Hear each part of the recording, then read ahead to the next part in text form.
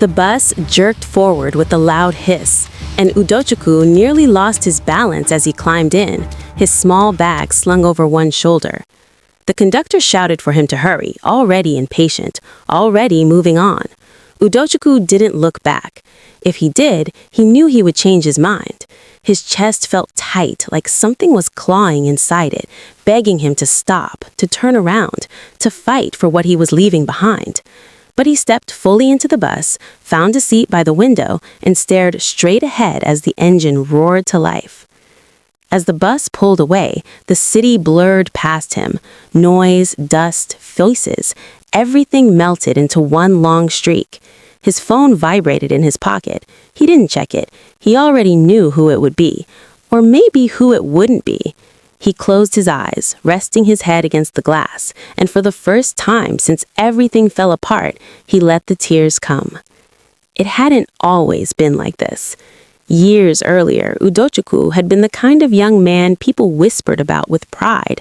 He was brilliant, focused, and hungry for a future that felt just out of reach.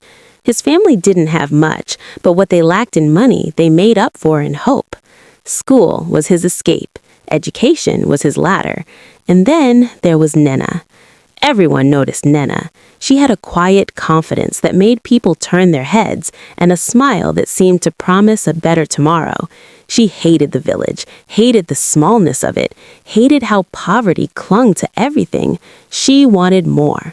When Udochukwu fell for her, he fell completely. "Nnena," he had said one evening, walking beside her as the sun dipped low, "one day, I'll make it. I'll take you far from here." She laughed softly. "You always say that." "Because I mean it." She looked at him then, really looked at him. "Promise me you won't stop." "I won't," he said, "even if it costs me everything." At the time, he thought that was romantic. He didn't know it would become literal. When Nnena complained about hunger, he skipped meals. When she needed money for clothes, he dipped into his savings. When her family asked for help, he didn't hesitate. Slowly, quietly, his school fees began to shrink. He missed deadlines. He begged the bursar for time. "Just one more week," he pleaded. "I'll pay." Weeks became months. His classmates moved forward while he stayed behind.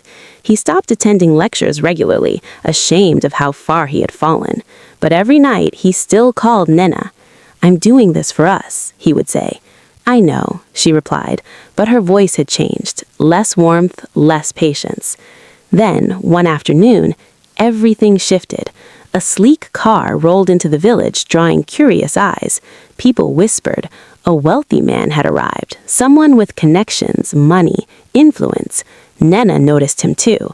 At first, it was subtle. She dressed differently. She became harder to reach. When Udochukwu asked her what was wrong, she sighed. "You worry too much." "Just tell me the truth," he said. "Are you okay?" She hesitated. That hesitation felt heavier than any answer. The truth came days later, sharp and unforgiving. "I can't do this anymore," Nnena said, standing across from him, arms folded tightly. "I'm tired of suffering." "What are you saying?" Udochukwu asked, his heart pounding. "I need a life, a real life, not promises." "I'm trying," he said desperately. "I gave up everything for you." "And that's the problem," she snapped. "You gave up everything and still have nothing." The words cut deeper than he expected. "There's someone else," she added quietly. "Someone who can give me what I want." Udochukwu felt the ground slip beneath him. "So, that's it?" "Yes." He didn't beg first. He was too stunned. When he finally found his voice, it cracked. "What about us?" She looked away. Us was never enough. That night, Udochukwu sat alone, staring at the unpaid school fee receipt in his hands. He knew then that he was finished. He couldn't go back to school. He couldn't stay in the city. Shame wrapped around him like chains. By morning, he had made his decision. Now, as the bus sped away, the memory burned fresh in his mind. He was leaving with nothing but pain and unanswered questions. He didn't know where he was going. He only knew he couldn't stay. The years that followed were brutal. Udochukwu worked wherever he could: construction sites, roadside shops, late nights that stretched into early mornings. He slept on floors, missed meals, swallowed insults. Slowly, painfully, he learned new skills. Slowly, things changed. Success didn't come loudly, it crept in. A small business, then another. A break that finally stuck. By the time people started calling him sir, his heart had already hardened. He didn't trust easily anymore. He didn't love easily either. One night, scrolling aimlessly on social media, he froze. A familiar face appeared on his screen. Nnena. His phone buzzed again. "Hi, it's me." He stared at the message for a long time. Against his better judgment, he replied. "How are you?" he typed. She answered almost immediately. "I'm not fine, oh." He felt something twist inside him. Not pity, not love, but something unresolved, something dangerous. "What happened?" he asked. Her story poured out. The rich man had rejected her. Life hadn't turned out as planned. She was back in the village, struggling. "I think about you a lot," she added. "Maybe everything happens for a reason." And just like that, the past reopened its door. From that first reply, the messages never stopped. At first, Udochukwu kept his responses short, polite, controlled. He told himself he was only being human. After all, she had once meant everything to him. But Nnena filled the silence quickly, pouring her loneliness into voice notes and late-night texts. "Sometimes I sit outside at night and just cry," she said in one message, her voice thin and tired. "People look at me like I failed in life." Udochukwu listened to the message twice. He felt something tug at him, something old and familiar. He hated it. "You'll be fine," he replied. "Life has a way of correcting itself." Days passed, then weeks. The conversations deepened. Nnena began calling him every evening, sometimes pretending she had network issues just to keep him on the line longer. "You're the only one who understands me," she said one night. He almost laughed. Almost. Instead, he said, "We've both changed."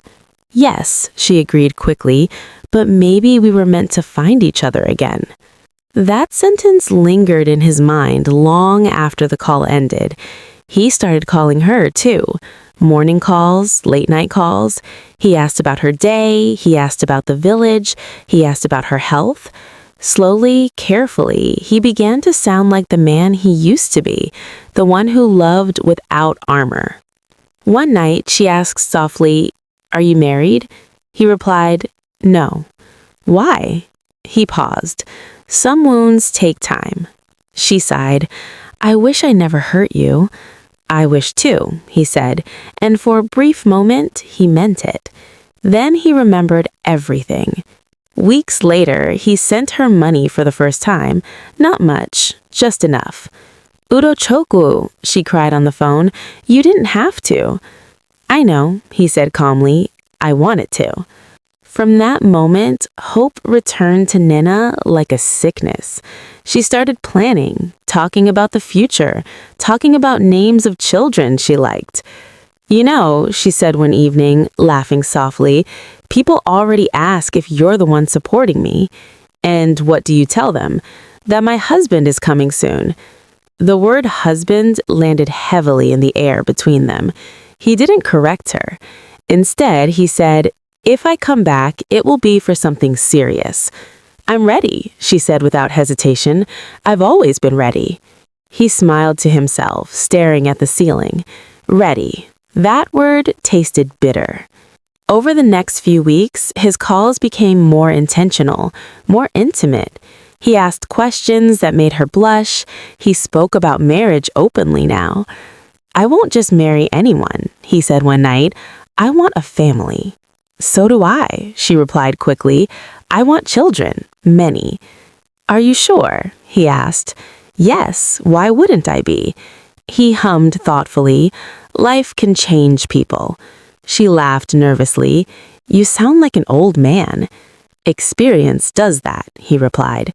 One night, after a long silence on the line, he asked the question that would change everything. "Nnena, can I ask you something?" "Yes," she said, her voice cautious. "Can you still give birth?" The silence that followed was thick. "What kind of question is that?" she finally asked. "I'm serious," he said. "I've been away for years. I need to be sure." "Sure of what?" "That you're still fertile." Her heart began to race. "Why would you doubt that?" "I don't doubt," he said calmly. "I just want proof." "Proof?" she repeated, her voice trembling. He inhaled slowly. "Before I commit fully, before I come back, I need to know." She swallowed hard. "Know what?" "That you can conceive." The words hung in the air like poison. "What are you saying?" she whispered. He continued, his tone steady, almost cold. "There are many women. I don't want stories after marriage." Nnena's hands shook. "So what do you want me to do?" He hesitated just long enough to make it feel real. "Get pregnant." Her breath caught. "What?" "For any man," he added quickly, "just to confirm. Once it's done, I'll come back before it's 2 months. I promise." She felt dizzy. "You want me to ruin myself?" "I want certainty. Didn't I ruin myself for you once?" That sentence shattered something inside her. "You're joking," she said weakly. "I'm not. I won't marry blind." She cried that night after the call ended, cried until her chest hurt. She told herself it was wrong. She told herself no sane man would ask such a thing. But then she remembered the village whispers, the hunger, the loneliness, and the promises he had made. 2 days later, she called him back. "I'll do it," she said quietly. His voice softened. "I knew you loved me." Weeks passed. Nnena avoided questions. She moved carefully.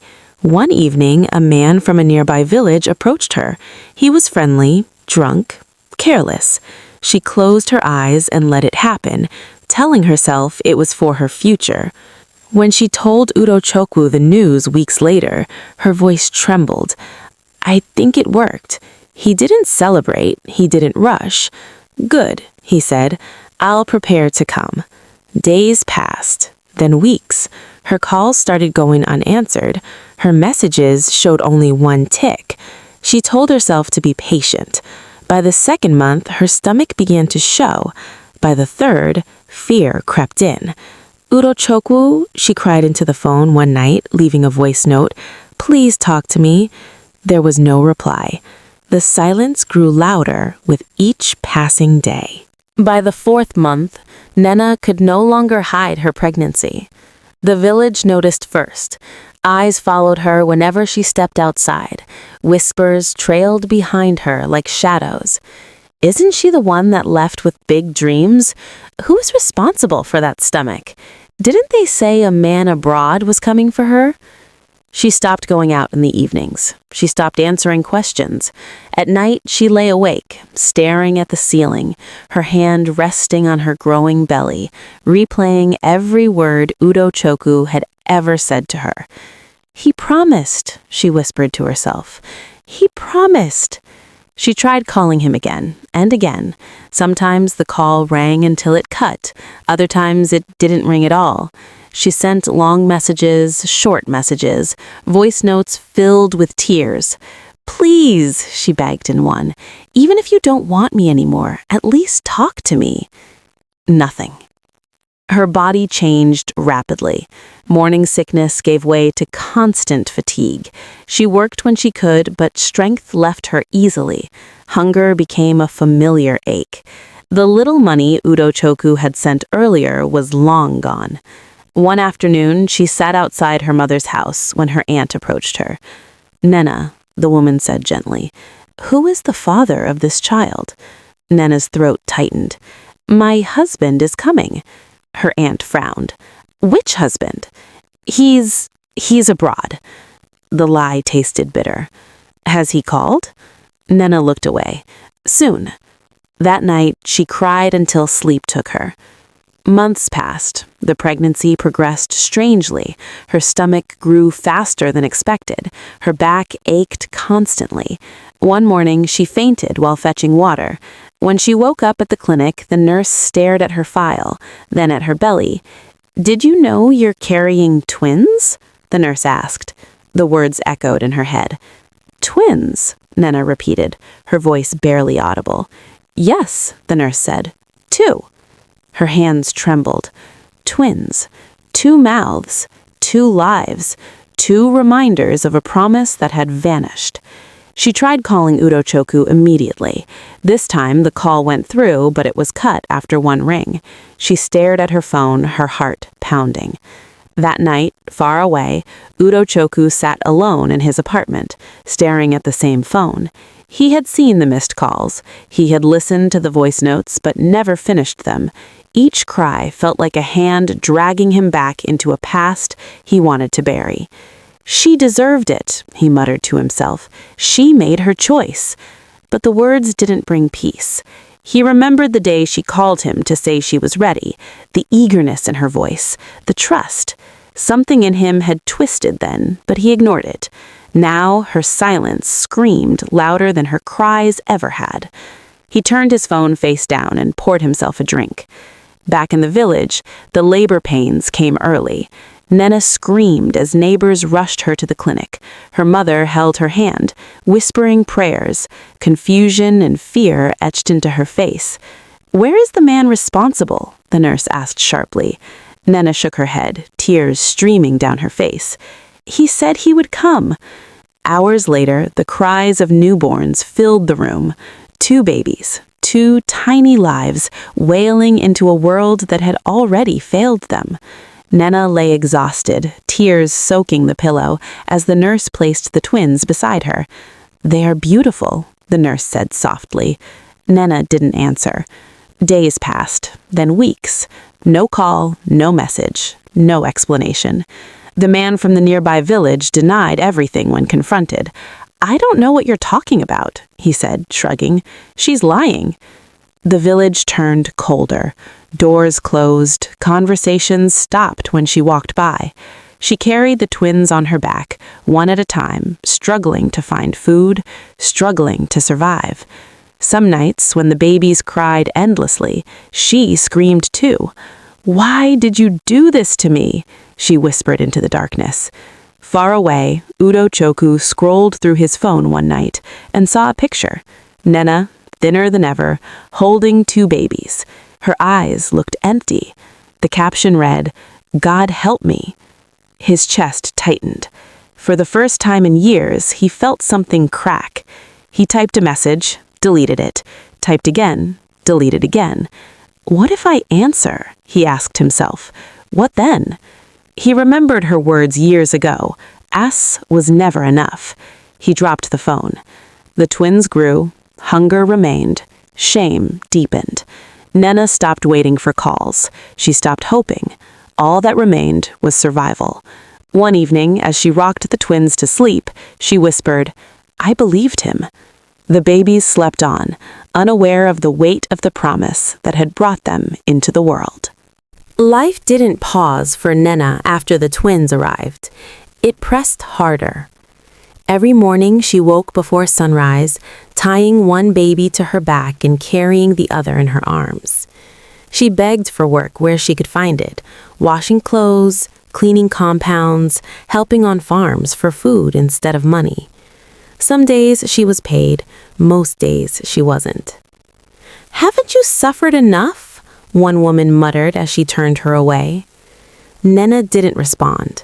She had learned that silence was safer. At night, when the village grew quiet, the twins cried in turns, their hunger sinking like a cruel rhythm. Nnena rocked them gently, humming songs she barely remembered, her voice breaking halfway through.